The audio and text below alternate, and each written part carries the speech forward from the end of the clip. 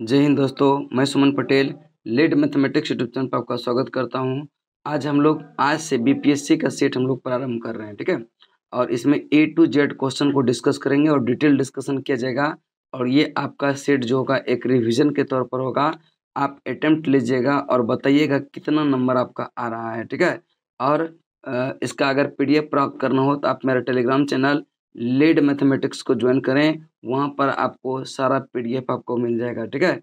तो चलिए चलते हैं आज का क्वेश्चन नंबर 1 देखते हैं। क्वेश्चन नंबर 1 जैसा कि आप लोग जान रहे हैं 22 अक्टूबर को, ठीक है, 22 सितंबर 20 और 22 सितंबर को बीपीएससी का एग्जाम है। उसको देखते हुए पर डे एक सेट अब आएगा आपका, ठीक है।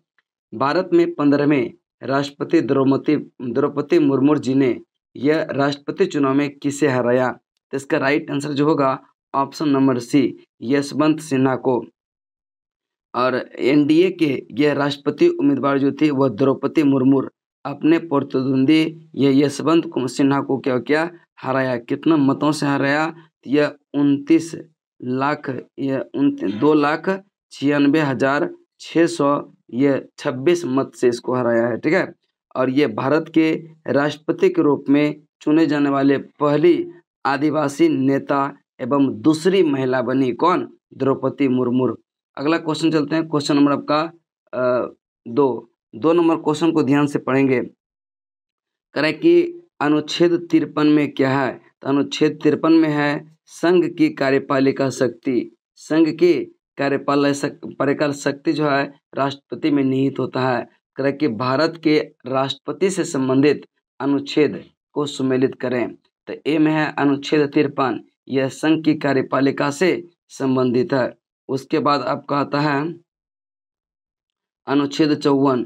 अनुच्छेद 54 की बात करें तो इसमें राष्ट्रपति का चुनाव की बात कहा गया है। उसके बाद अनुच्छेद 55 में आता है राष्ट्रपति के चुनाव का तरीका। राष्ट्रपति के चुनाव का तरीका। अनुच्छेद 61 में राष्ट्रपति पर महाभियोग की बात कहा गया, यह हो जाएगा 1 का। और अनुच्छेद 72 में राष्ट्रपति को क्षमादान की शक्ति की बात कहा गया। इसका राइट आंसर होगा 2 1 3 4 5, 2 1 3 4 BACDE आपका राइट आंसर होगा ऑप्शन नंबर ए। अगला प्रश्न चलते हैं। भारत के उपराष्ट्रपति के संबंध में निम्नलिखित कथन पर विचार करें और कूट का प्रयोग करके सही उत्तर का चयन करें। तो इसका राइट आंसर देखिए कौन सा? अनुच्छेद 53 में, अनुच्छेद 53 में जो 63 में अनुच्छेद 63 में भारत का एक राष्ट्रपति होगा, ये बात कहा गया है। यह सभापति का प्रधान सभापति, यह अनुच्छेद 64 में कहा गया है। ये क्या हो गया आपका? यह कथन गलत हो गया। दूसरा है अनुच्छेद 65, उपराष्ट्रपति का राष्ट्रपति के रूप में कर्तव्य करना, ये भी क्या है? सही है। और 3 में है अनुच्छेद 66, राष्ट्रपति के निर्वाचन की प्रक्रिया, ये कथन भी क्या है? सही है। उसके बाद अनुच्छेद आपका 71 की बात करते हैं तो उपराष्ट्रपति के चुनाव से संबंधित विवाद की जांच, इसका राइट आंसर 2 3 और 4 आपका सही है, 1 नंबर गलत है। अब देखिए कुछ इससे इम्पोर्टेंट ये क्वेश्चन देख लेते हैं। देखिए जैसे अनुच्छेद 63 हुआ, इसमें कहा गया कि भारत का एक उपराष्ट्रपति होगा। अनुच्छेद 64 में कहा गया है उपराष्ट्रपति राज्यों की परिभाषा का राज्य परिषद की जो है यह प्रधान सभापति होगा, यह 64 में कहा गया। 65 में उपराष्ट्रपति का आकस्मिक जब रिक्तियां अथवा राष्ट्रपति की अनुपस्थिति में यह राष्ट्रपति के कर्तव्यों का निर्वहन जो करता है वह उपराष्ट्रपति ही करते हैं। 67 में कहा गया है, यह 67 में उपराष्ट्रपति का कार्यकाल। और 66 की बात करें तो इसमें कहा गया उपराष्ट्रपति के चुनाव। और 71 की बात करें यह उपराष्ट्रपति के चुनाव संबंधी अथवा उससे जुड़े मामले की बात कहा गया है।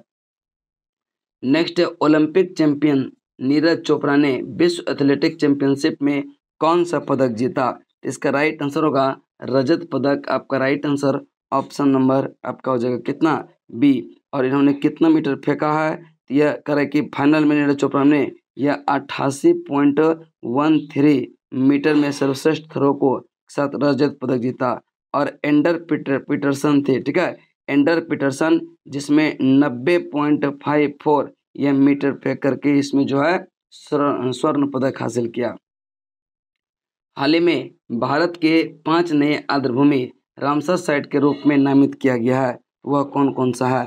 तो आप देखेंगे इसका राइट आंसर जो हो जाएगा वह कारिकिली अभ्यारण्य और यह पल्लीकराई, मार्स रिजर्व फॉरेस्ट, शंख सागर और पाला आर्द्रभूमि, ये सारा को जो है शामिल किया गया है आर्द्रभूमि में। और ये 5 को शामिल करने के बाद इसमें टोटल जो हो गया वह 64। वर्तमान की बात करें, वर्तमान यानी अगस्त 15 अगस्त तक यहाँ पर जो है भारत में कुल आर्द्रभूमि की संख्या यह 75 हो गया। इसको भी आप लोग ध्यान में रखिएगा। अब देखिए पिंचावरम मैंग्रोव वन यह तमिलनाडु में, कहाँ पे? और कारिकिली पक्षी अभ्यारण्य तमिलनाडु में, पल्लीकरनई मार्स रिजर्व यह तमिलनाडु में, शंख सागर आर्द्रभूमि मध्य प्रदेश और पाला आर्द्रभूमि पड़ता है आपका मिजोरम में। नेक्स्ट क्वेश्चन चलते हैं क्वेश्चन नंबर का 6। क्वेश्चन नंबर 4 के बाद 5, 5 के बाद 6 नंबर क्वेश्चन को देखते हैं। 6 नंबर क्वेश्चन है करे कि हाल ही में किस नेता को sir Winston Churchill leadership award प्रदान किया गया? विंस्टन चर्चिल लीडरशिप अवार्ड प्रदान किया गया व्लादिमीर जेलेंस्की को किया गया। ऑप्शन आपका बी राइट आंसर होगा। देखिए यह अवार्ड ब्रिटिश प्रधानमंत्री द्वारा यूक्रेन के जो राष्ट्रपति है व्लादिमीर जेलेंस्की को प्रदान किया गया। और यह चर्चिल लीडरशिप अवार्ड की शुरुआत जो हुआ था वह 2000 ईस्वी में हुआ था। इस पॉइंट को भी आप ध्यान में रखेंगे। अगला क्वेश्चन है करें किस भारतीय अर्थशास्त्री को विश्व बैंक का मुख्य अर्थशास्त्री नियुक्त किया गया?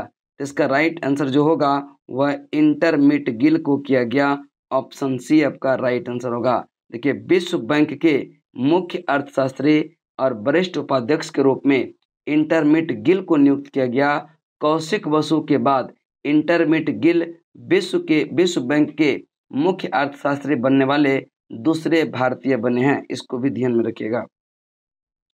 अगला क्वेश्चन है किस राज्य में जो है देश का पहला हर घर जल प्रणाली, यहाँ हर घर जल प्रणाली की बात कहा गया है। यह इसका राइट आंसर जो होगा यह मध्य प्रदेश का बुरहानपुर जिला को, किसको? मध्य प्रदेश का बुरहानपुर जिला को देश का पहला हर घर जल प्रमाणित जिला बनाया गया। और जल जीवन मिशन की शुरुआत जो है यह 2019 में किया गया था। अगला क्वेश्चन चलते हैं क्वेश्चन नंबर का 9। करें कि सुर्खियों में रही बनकठिया आयोग की रिपोर्ट किस क्षेत्र से संबंधित है? बनकठिया आयोग का संबंध जो है वह स्थानीय निकायों में आरक्षण से है। ठीक है, बनकठिया आयोग का संबंध किससे है? यह आपका स्थानीय निकायों में आरक्षण। सुप्रीम कोर्ट ने बनकठिया आयोग की रिपोर्ट को स्वीकार करते हुए महाराष्ट्र राज्य चुनाव आयोग की रिपोर्ट के अनुसार चुनाव कराने का निर्देश दिया। और यह महाराष्ट्र में स्थानीय निकायों के चुनाव में अन्य पिछड़े वर्ग के लिए आरक्षण का मार्ग प्रशस्त करता है। इसका राइट आंसर होगा आपका स्थानीय निकाय में आरक्षण। कौन सा देश यह I2U2 ग्रुपिंग में से जुड़े हैं?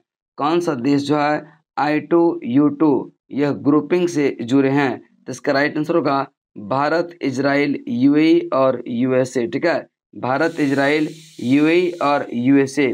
I2U2 ग्रुपिंग की अवधारणा की शुरुआत अक्टूबर 2021 में 4 देश मिलकर किया है। भारत, इजराइल, UAE और USA के बीच ये विदेश मंत्रियों की बैठक के दौरान इसका गठन हुआ है। अगला प्रश्न चलते हैं, प्रश्न नंबर आपका 11। करें किस कंपनी के द्वारा सर्वाइकल, ठीक है, सर्वाइकल कैंसर के विरुद्ध भारत की पहली यह quadrivalent human papilloma virus vaccine का यह उत्पादन किया गया? तो इसका राइट आंसर होगा Serum Institute of India. Option C आपका राइट आंसर होगा। नेक्स्ट चलते हैं 11 नंबर क्वेश्चन। 11 हो गया ना, 11 के बाद 12 नंबर क्वेश्चन पे चलेंगे। करें कि भारत के तीसरे पावर एक्सचेंज के रूप में किसे लॉन्च किया गया? भारत के यह तीसरे पावर एक्सचेंज के रूप में हिंदुस्तान पावर एक्सचेंज को। ऑप्शन आपका बी राइट आंसर होगा। अगला प्रश्न चलते हैं क्वेश्चन नंबर आपका 13। करें कि वर्ल्ड पॉपुलेशन यह प्रोस्पेक्ट रिपोर्ट 2022 के अनुसार भारत किस वर्ष चीन की आबादी से आगे निकल जाएगा? यह 2023 तक। ठीक है, 2023 तक यह भारत की आबादी चीन से जो है अधिक निकल जाएगी 2023 तक। अगला क्वेश्चन चलते हैं क्वेश्चन नंबर आपका 14। 14 नंबर क्वेश्चन को ध्यान से देखिएगा। कह रहा है कि निम्नलिखित में से कौन सा सही सुमेलित नहीं है। यह 48वां जी शिखर सम्मेलन जर्मनी में हुआ है, यह कथन क्या है, सही है। 17वां G20 शिखर सम्मेलन यह बाली में हुआ है, यह भी कथन आपका क्या है, सही है। बाली पड़ता है इंडोनेशिया में, ये भी सही है। नेक्स्ट है आसियान, यह कंबोडिया में, यह कथन सही है। WTO का 12वां यह मंत्री स्तरीय सम्मेलन जिनेवा में, यानी कि चारों कथन सही है। इसका राइट आंसर ऑप्शन नंबर ई हो जाएगा। नेक्स्ट 2022-23 के लिए किस भारतीय शहर को एससीओ की पहली सांस्कृतिक और पर्यटन राजधानी के रूप में चुना गया। तो इसका राइट आंसर होगा वाराणसी को, ऑप्शन बी आपका राइट आंसर होगा। ठीक है, चलिए अगला क्वेश्चन चलते हैं। क्वेश्चन आपका 16 करें कि जेरूसलम डिक्लेरेशन इजराइल और किस देश के रणनीति समझौता है। यह करें कि जेरूसलम डिक्लेरेशन जो है यह किसके किसके बीच का जो है, यह है इजराइल और यूएसए। ठीक है, इजराइल और यूएसए आपका राइट आंसर होगा ऑप्शन नंबर बी। अमेरिका और इजराइल के बीच रणनीतिक सहयोग बढ़ाने हेतु एक समझौता जिसे जो है जेरूसलम डिक्लेरेशन कहा गया, और इस घोषणा पत्र में इजराइल फिलिस्तीन संबंधों का जिक्र किया गया है। अगला है करे कि विंबलडन 2022 में महिला और पुरुष एकल का खिताब किसने जीता। तो महिला एकल की बात करें, यह एलेन राइकिना और नोवाक जोकोविच, एलेन राइकिना और नोवाक जोकोविच आपका राइट आंसर होगा option number A. Next question चलते हैं। क्वेश्चन नंबर का 18 हाल ही में सुर्खियों में रहा सिंगलीला नेशनल पार्क किस राज्य में स्थित है। सिंगलीला नेशनल पार्क यह अगले 5 वर्षों की अवधि में लगभग 20 लाल पांडा को रिहा करने का कार्यक्रम शुरू किया, और यह संरक्षित क्षेत्र जो है यह पश्चिम बंगाल में पाया जाता है। इसका राइट आंसर होगा ऑप्शन नंबर ए। अगला क्वेश्चन है वैश्विक जैव विविधता सम्मेलन 2022 यह कहाँ आयोजन किया गया। तो इसका राइट आंसर जो होगा वह बॉन में। कहाँ पे, बॉन जो है यह जर्मनी का एक शहर है, यहीं पर वैश्विक जैव विविधता सम्मेलन 2022 का आयोजन किया गया। अगला क्वेश्चन चलते हैं 19 के बाद क्वेश्चन नंबर आपका प्रश्न नंबर आपका 20 पे देखते हैं क्या है। करे कि हाल ही में राज्यसभा के लिए मनोनीत भारतीय सदस्य में कौन शामिल नहीं है। तो अभी जो है हाल ही में 4 सदस्य को नामित किया गया है। तो आपका पीटी उषा भी उसमें है जो कि एथलीट से संबंधित है, और विजय प्रसाद यह विजेंद्र प्रसाद यह फिल्म पटकथा लेखक है, और वीरेंद्र हेगड़े यह जो है आध्यात्मिक नेता है, और इलैया राजा ये संगीत निर्देशक है। यानी ये चारों को अभी हाल ही में यानी जुलाई में ही चारों को नियुक्ति यानी कि राज्यसभा में मनोनीत सदस्य के रूप में किया गया है। अगला क्वेश्चन है करें कि हाल ही में घोषित doctor Rajendra Prasad memorial award का संबंध किस क्षेत्र से है। डॉक्टर मेमोरियल अवार्ड यह संबंध जो है यह लोक प्रशासन से है। आपका राइट आंसर होगा ऑप्शन नंबर बी। अगला है राष्ट्रीय खाद्य सुरक्षा अधिनियम के कार्यान्वयन की रैंकिंग सूचकांक में कौन शीर्ष पर रहा। तो इसका राइट आंसर जो होगा यह उड़ीसा रहा, ऑप्शन नंबर सी। अगले प्रश्न की तरफ चलते हैं। करें किस देश ने 2024 के बाद अंतर्राष्ट्रीय अंतरिक्ष स्टेशन छोड़ने की बात कही है। यह अपना रूस ने कहा है। इसका राइट आंसर आपका ऑप्शन नंबर बी हो जाएगा। रूस ने 2024 तक यह अंतर्राष्ट्रीय अंतरिक्ष स्टेशन को छोड़ने की बात कहा है। अगला क्वेश्चन चलते हैं। भारत को किस वर्ष आईसीसी महिला क्रिकेट विश्व कप की मेजबानी के रूप में चुना गया है। इसका राइट आंसर जो होगा यह 2025 के लिए 2025, और आईसीसी T20 महिला विश्व कप 2024 जो होगा वह बांग्लादेश में, कहाँ पे होगा, बांग्लादेश। और आईसीसी महिला क्रिकेट विश्व कप जो होगा वह 2025 में भारत में होगा। फिर आईसीसी T20 विश्व कप 2026 जो होगा वह इंग्लैंड में होगा। महिला T20 चैंपियन ट्रॉफी 2027 जो होगा वह श्रीलंका में होगा। ये सारे आप ध्यान में रखिएगा। अगला क्वेश्चन है कि हाल ही में किस राज्य पुलिस ने ई फायर प्रणाली शुरुआत किया। ई फायर प्रणाली शुरुआत किया किसने। यह गुजरात आपका राइट आंसर होगा ऑप्शन नंबर आपका सी। EFIR प्रणाली जो है शुरुआत किया किसने, गुजरात ने। गुजरात पुलिस ने EFIR प्रणाली की शुरुआत जो नागरिकों को पुलिस थाने गए बिना ऑनलाइन प्राथमिकी दर्ज करने में सक्षम बनाएगी, और प्राथमिकी दर्ज करने के बाद यह 48 घंटे के भीतर पुलिस सीधे शिकायतकर्ता से संपर्क करेगा। कितने घंटे के भीतर? 48 घंटे के भीतर। हाल ही में किस पनडुब्बी को भारतीय नौसेना में यह सेवा मुक्त कर दिया गया? यह INS सिंधुराज को यह 35 वर्षों के बाद इसको सेवा मुक्त कर दिया गया। अगला क्वेश्चन है 27, कह रहा है कि डिनायल ऑफ सेफ हेवन ये इनिशिएटिव और workshop on anti corruption and economic development किस संस्था से संबंधित है? इसका राइट आंसर होगा ब्रिक्स से संबंधित है। ऑप्शन डी आपका राइट आंसर होगा। नेक्स्ट है संस्कृति मंत्रालय ने किस शहर में यह धमक्का दिवस 2022 समारोह आयोजित किया? राजगीर, वाराणसी, सारनाथ या फिर बोधगया? तो इसका राइट आंसर आप लोग करेंगे कौन सा हो जाएगा? इसका राइट आंसर होगा सारनाथ में। सांस्कृतिक, ठीक है, सांस्कृतिक मंत्रालय ने यह किस शहर में धमक्का दिवस 2022 का आयोजन किया? इसका राइट आंसर होगा सारनाथ में, ठीक है। सारनाथ यह उत्तर प्रदेश में पड़ता है। अगला क्वेश्चन चलते हैं 29 नंबर, कह कि state food of security and यह nutrition in the world 2022 report किस संस्था द्वारा यह जारी किया गया? किस संस्था द्वारा जारी किया गया? इसका राइट आंसर होगा संयुक्त राष्ट्र के द्वारा, ठीक है, संयुक्त राष्ट्र के द्वारा। ऑप्शन आपका ए राइट आंसर होगा। नेक्स्ट है हाल ही में किस संस्था ने कोविड-19 के प्रबंधन के लिए आयुष प्रथाओं का संग्रह जारी किया? इसका राइट आंसर होगा ए नीति आयोग, ठीक है, नीति आयोग आपका right answer option number A हो जाएगा। अगले प्रश्न की तरफ चलते हैं। कह रहा है कि फ्यूज का सिद्धांत संबंधित है यह विद्युत के ऊष्मीय प्रभाव से, विद्युत के ऊष्मीय प्रभाव से संबंधित है फ्यूज का सिद्धांत, इसको ध्यान में रखिएगा। चलिए नेक्स्ट चलते हैं। अब देखिए कह रहा है कि विद्युत फ्यूज में उपयोग होने वाला जो तार होता है इसका प्रतिरोध जो होता है यह हाई होता है और गलनांक क्या होता है? निम्न होता है, ताकि वोल्टेज बढ़ने या अधिक विद्युत के प्रवाह होने पर फ्यूज का तार का तंतु क्या होता है? गल कर विद्युत उपकरणों को नष्ट होने से बचा सके। यह रेसिस्टेंस जो होगा वह उच्च होगा और उसका गलनांक जो होगा वह निम्न होगा। नेक्स्ट है उपरोक्त युग्म में कौन सा सही सुमेलित है? कह रहे कि उपरोक्त युग्मों में कौन सा सही सुमेलित है? तो देखिए, तो इलेक्ट्रिक जनरेटर यह यांत्रिक ऊर्जा को विद्युत ऊर्जा में बदलता है।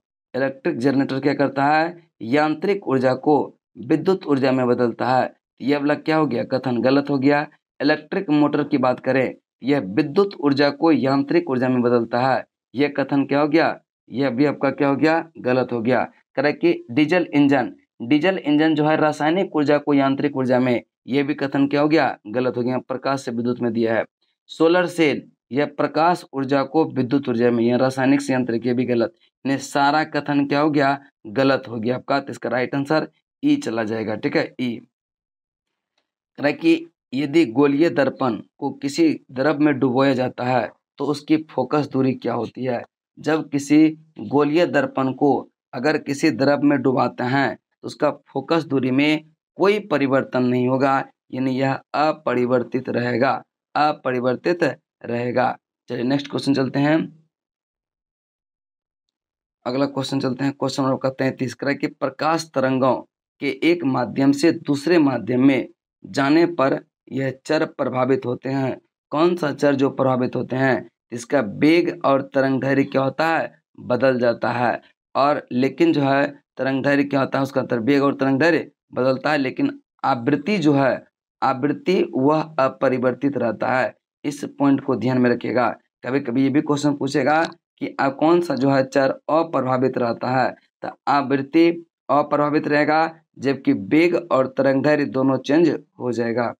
अगला क्वेश्चन है, करे कि किस बिंदु पर फ़ारेनहाइट तापक्रम सेंटीग्रेड तापक्रम का 2 गुना होता है? तो एक रिलेशन याद रखिएगा, C-0/100 बराबर F-32 कितना? 180, यानी कि F बराबर कर रहा है कि 2C। अब इसको सॉल्व कर देंगे, ये आपका निकलेगा 160 डिग्री, ठीक है, 160 डिग्री। और इसका राइट आंसर होगा ऑप्शन नंबर आपका सी। अगला क्वेश्चन चलते हैं, क्वेश्चन नंबर का 35 नंबर प्रश्न पे चलते हैं। कह कि प्रकाश वर्ष होता है, प्रकाश वर्ष होता है, तो यह प्रकाश वर्ष एक वर्ष में, यह एक वर्ष में तय किया गया दूरी को ही क्या कहते हैं? प्रकाश वर्ष। एक माह की बात नहीं है, एक वर्ष रहता तो ही सही होता। तो इसका राइट आंसर होगा क्या? उपरोक्त में से कोई नहीं, क्योंकि यह एक प्रकाश वर्ष बराबर जो होगा वह कितना होता है? 9.46 इंटू 10⁻15 मीटर होता है। इस पॉइंट को भी ध्यान में रखिएगा। और प्रकाश वर्ष दूरी का इकाई होता है। एक हॉर्स पावर में कितना जूल होता है? यह 746, ठीक है। देखिए यह 7.46 दिया है, तो यह 746 वाट होता है। कितना? 746 वाट, या इसी को कहते हैं 746 जूल प्रति सेकंड भी कह सकते हैं उसको। अगला है लोलक घड़ी गर्मियों में सुस्त हो जाती है क्योंकि लोलक घड़ी जो है गर्मी में सुस्त हो जाती है क्योंकि यह लोलक की लंबाई बढ़ जाती है। देखिए इसका आवर्तकाल टाइम बराबर होता है 2π√L/g। जैसे जैसे L का मान बढ़ेगा यह आवर्तकाल का मान भी क्या होगा? बढ़ेगा। जब आवर्तकाल बढ़ेगा इसका मतलब घड़ी क्या होगा? सुस्त हो जाएगा। और आवर्तकाल कम होगा इसका मतलब क्या? जैसे L का लंबाई घटता तो क्या होगा? आवर्तकाल कम होता और घड़ी क्या होगा? तेजी से मूव करती। नेक्स्ट अति चालक का लक्षण है। अति चालक यह शून्य पारगम्यता। ऑप्शन आपका ए सही आंसर होगा। अगला है करें कि निम्नलिखित में से कौन आउटपुट डिवाइस नहीं है? कौन जो है आउटपुट डिवाइस नहीं है? तो इसका होगा टच स्क्रीन। टच स्क्रीन ये जो है इनपुट डिवाइस है, जबकि मॉनिटर, प्रिंटर और प्लॉटर ये सब क्या आउटपुट डिवाइस है। अगला प्रश्न है रेडियो एक्टिव का आविष्कार किसने किया? रेडियो एक्टिव का आविष्कार किया था वेकुरल ने। किसने किया? वेकुरल 1896 में, ठीक है। 1896 में रेडियो एक्टिव का खोज किया। इसको भी ध्यान में रखिएगा। चलिए नेक्स्ट क्वेश्चन चलते हैं। क्वेश्चन का 42 भौतिक परिवर्तन उदाहरण है। तो भौतिक परिवर्तन उदाहरण है, देखिए भौतिक परिवर्तन वैसा परिवर्तन होता है जो चेंज करने पर पुनः उस फॉर्म में उसको लाया जा सकता है, उसको कहेंगे भौतिक परिवर्तन। तो जल से वाष्प में परिवर्तन, ठीक है, जल का वाष्प में परिवर्तन यह आपका क्या है? भौतिक परिवर्तन। और यह पानी में चीनी का घुलना यह भी क्या होता है? भौतिक परिवर्तन। ये दोनों तो भौतिक परिवर्तन है, लेकिन जब मोमबत्ती जलेगा तब पुनः मोमबत्ती बनाना मुश्किल होता है। और दूध से दही बनेगा तो ये पुनः क्या होगा? दही से दूध में नहीं बनेगा, तो ये क्या होता है? रासायनिक परिवर्तन होगा। और भौतिक परिवर्तन मतलब पुनः उस फॉर्म में लाया जा सकता है। इसका राइट आंसर होगा ई, यानी कि 1 और 4 आपका सही है। परमाणु में कक्षों को भरने का क्रम नियंत्रित होता है किस सिद्धांत पर? यह इसका राइट आंसर होगा अपवाह सिद्धांत पर। अपवाह सिद्धांत के अनुसार इलेक्ट्रॉन सर्वप्रथम ऊर्जा स्तर में जाता है तथा इस स्तर को पूर्णतः भर जाने के बाद ऊर्जा स्तर में जाता है, उच्च ऊर्जा स्तर में जाता है, और यह क्रम चलता रहता है। यह नियम इलेक्ट्रॉनिक विन्यास के लिखने का एक सरल विधि है और इसी को कहते हैं अपवाह प्रिंसिपल। क्या कहते हैं? अपवाह प्रिंसिपल। नेक्स्ट निम्नलिखित में से कौन मूल तत्व है? कौन मूल तत्व है? यह हीरा क्या है? मूल तत्व है। हीरा कार्बन का शुद्धतम रूप है जो एक मूल तत्व है, जबकि अन्य सभी जो हो गया यह कार्बन, हाइड्रोजन एवं ऑक्सीजन के मिश्रण है, यानी कि इसमें भी हाइड्रोजन कार्बन का मिश्रण है, रेत में भी, शक्कर में भी। तो इसका राइट आंसर होगा कौन सा? ऑप्शन नंबर सी। 44 के बाद 45 करें कि निम्नलिखित में सबसे अधिक क्रियाशील धातु वह कौन सी है? सबसे अधिक क्रियाशील धातु यह जो है सबसे अधिक होता है कॉपर, उसके बाद होता है Hg, उसके बाद Ag, उसके बाद होता है Au। इसका राइट आंसर होगा कॉपर, तांबा। आपका right answer option number A हो जाएगा। सोप स्टोन टाल्क मुख्यतः है, टाल्क जो है यह मुख्यतः मैग्नीशियम सिलिकेट होता है। आपका right answer option number D हो जाएगा। अगला प्रश्न है करें कि निम्नलिखित में से कौन सा जोड़ा तांबे के मिश्र धातु का नहीं है? देखिए पीतल, ठीक है, तांबा यानी कि पीतल एवं कांसा, ठीक है, पीतल एवं कांसा यह किसका? इसमें भी सीयू करा कि कौन सा इसमें नहीं है? तो रोज मेटल, ठीक है, रोज मेटल में देखेंगे यह होता है Bi, bismuth plus Pb plus Zn, ठीक है, बिस्मथ प्लस Pb प्लस यह एसन, इसको कहते हैं रोंज मेटल।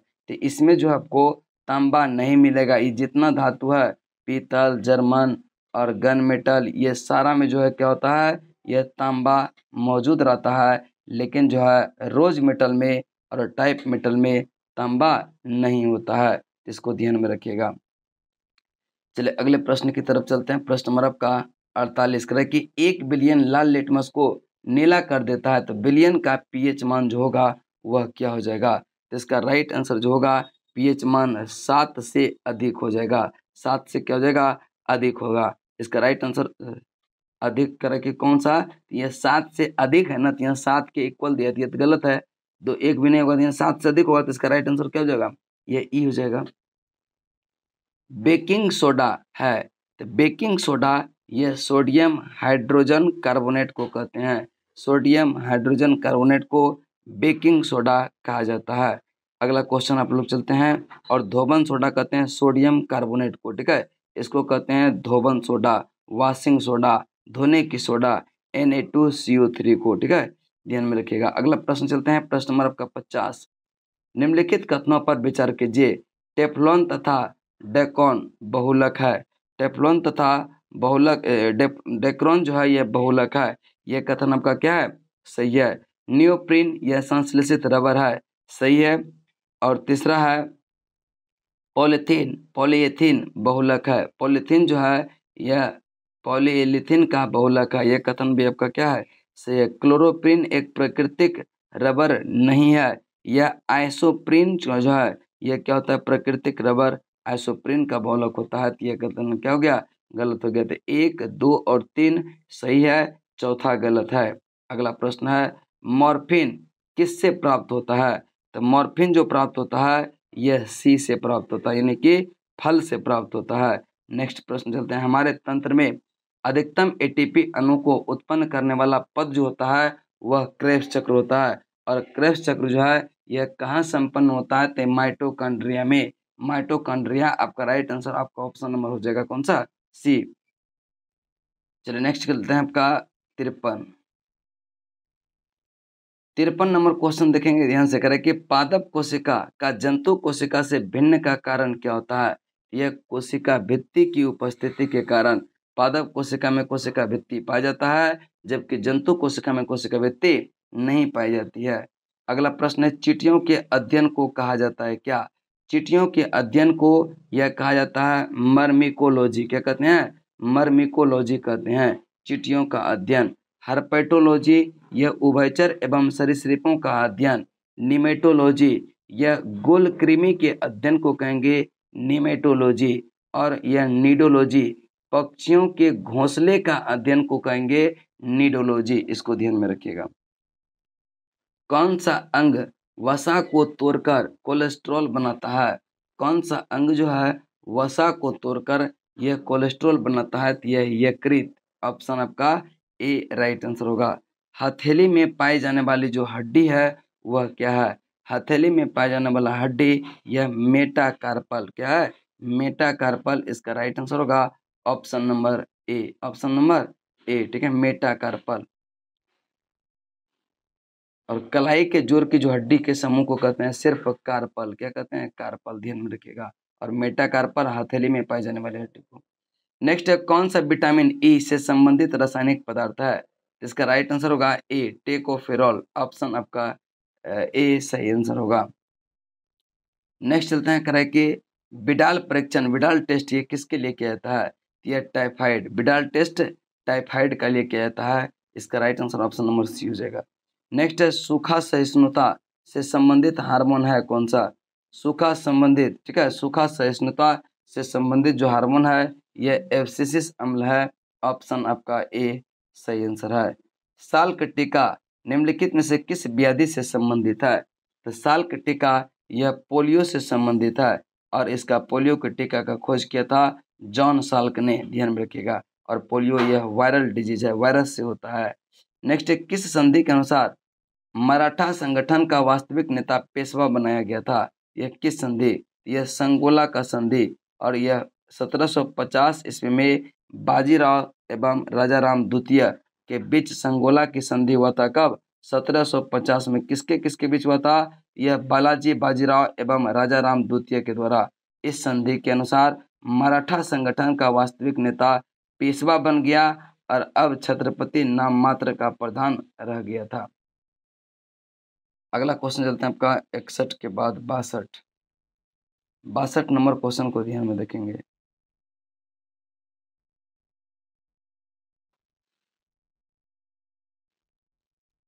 कहना है कि इस्तेमरारी, कौन सा कथन असत्य है? इस्तेमरारी व्यवस्था जमीन धारक को यह भूस्वामी मानकर लगान की दर तय करता था। यह कथन क्या है? गलत है। रैयत व्यवस्था में प्रत्येक जमीन धारक किसान को भूस्वामी मानकर उसके साथ शर्तें यह तय किया जाता था। कथन एक क्या हो गया? असत्य हो गया। नेक्स्ट है दूसरा, मार्टिन बोर्ड। ठीक है, मार्टिन बोर्ड के उत्तरी भारत में यह भूराइस व्यवस्था का जनक कहा जाता है। यह कथन क्या है? सही है। नेक्स्ट करें कि लॉर्ड कर्नवालिस 1790 में 10 वर्षीय लगन व्यवस्था लागू किया था। यह कथन भी सही है।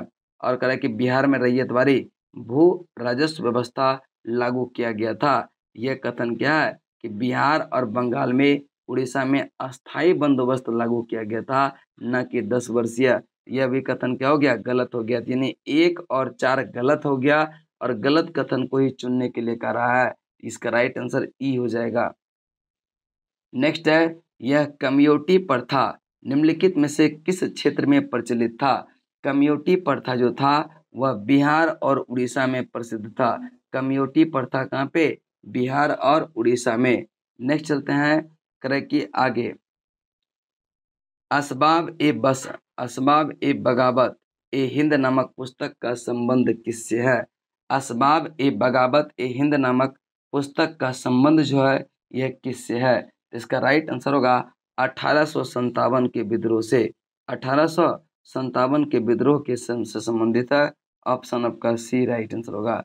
नेक्स्ट है 14 जून 1947 को अखिल भारतीय कांग्रेस की यह दिल्ली में हुई बैठक में भारत विभाजन का प्रस्ताव किसने प्रस्तुत किया था? यह इसका राइट आंसर जो होगा यह क्या था?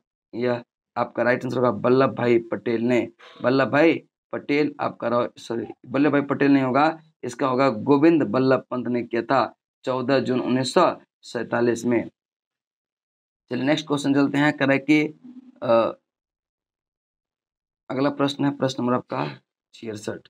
करें कि निराश्रित महिलाओं के लिए मुक्ति सदन की स्थापना निम्नलिखित में से किसने की थी?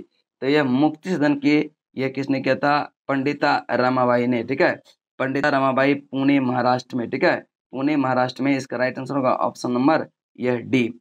अगला प्रश्न है करें कि प्रसिद्ध नाटक नील दर्पण का अंग्रेजी में अनुवाद किसने किया था? नील दर्पण का अंग्रेजी में जो अनुवाद किया था यह किसने किया था? यह मधुसूदन दत्त ने किया था। आपका राइट आंसर होगा ऑप्शन नंबर। चलिए नेक्स्ट चलते हैं। और जबकि जो है यह नील दर्पण के नाटककार जो थे वह दीनबंधु मित्र थे। ठीक है, दीनबंधु मित्र। और इसका अंग्रेजी अनुवाद किया था यह मधुसूदन दत्त ने। नेक्स्ट है, निम्नलिखित में से किसने स्वदेश बांधव समिति का गठन किया? स्वदेश बांधव समिति का गठन किसने किया? यह अश्विनी कुमार दत्त ने। किसने किया? अश्विनी कुमार दत्त ने। स्वदेश बांधव समिति की स्थापना यह वारिसाल में हुआ था। यह 1905 में अश्विनी कुमार दत्त ने, और यह एक क्रांतिकारी संगठन था। अगला है करें कि नेक्स्ट है करें कि किस वर्ष यह अंग्रेजों के समय भारत में प्रथम जनगणना संपन्न हुआ? तो प्रथम जनगणना जो हुआ था लॉर्ड मेयो के काल में हुआ था। यह कब? 1872 में। जबकि नियमित जनगणना की बात करें यह 1881 में लॉर्ड रिपन के काल में। ठीक है, लॉर्ड रिपन के काल में करवाया गया था। अगला क्वेश्चन आपका 70 नंबर क्वेश्चन करें कि निम्नलिखित में से किसने कहा था कि क्रांतिकारी आंदोलन तो सामाजिक सच्चाइयां हैं, इसके बिना समाज कभी प्रगति नहीं कर सकता? यह कथन है लाला लाजपत राय का कि क्रांतिकारी आंदोलन सामाजिक सच्चाई है, इसके बिना समाज कभी प्रगति नहीं कर सकता है। यह लाला लाजपत राय का है। लंदन में ईस्ट इंडिया एसोसिएशन की स्थापना किसने किया था? तो लंदन में ईस्ट इंडिया एसोसिएशन की स्थापना जो किया था वह किया था दादा भाई नौरोजी ने। ठीक है, दादा भाई नौरोजी ने। और कब किया था? इसकी स्थापना हुआ था दिसंबर 1846 1966 में, दिसंबर 1866। अगले प्रश्न से चलते हैं। 1906 में अखिल भारतीय मुस्लिम लीग की स्थापना निम्नलिखित में से किस संस्था द्वारा, यह किस स्थान पर हुई थी? यह आपका राइट आंसर जो होगा यह हुआ था 30 दिसंबर 1906 को ब्रिटिश सरकार के दौरान। यह ढाका, जो वर्तमान में बांग्लादेश में पड़ता है, यह ढाका में हुआ था मुस्लिम लीग का स्थापना। और लीग ने आगा खां एवं यह ख्वाजा सलीमुल्लाह सहित कई महत्वपूर्ण नेता थे।